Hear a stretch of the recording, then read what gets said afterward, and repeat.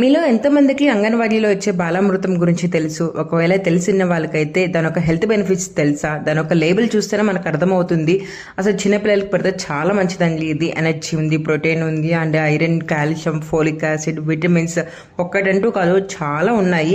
నేనైతే ఒక్కొక్కసారి ఒక్కొక్క రకంగా చేస్తూ ఉంటాను. కొన్నిసార్లు అట్టుగా పోసిస్తాను, ఇవాళ అయితే కుడుముల్లాగా చేస్తున్నాను, కొన్నిసార్లు పౌడర్ అలానే తినేస్తాను. చాలా బాగుంటుంది, చాలా సింపుల్గా చేసుకోవచ్చు కూడా. ఫస్ట్ అయితే మీకు ఎంత క్వాంటిటీ కావాలో అంత పౌడర్ యాడ్ చేసుకొని నేనైతే కొబ్బరి కూడా యాడ్ చేస్తున్నాను. కొబ్బరిలో కూడా బెనిఫిట్స్ చాలా ఉన్నాయి పిల్లలకి ఇస్తే, అందుకని యాడ్ చేశాను.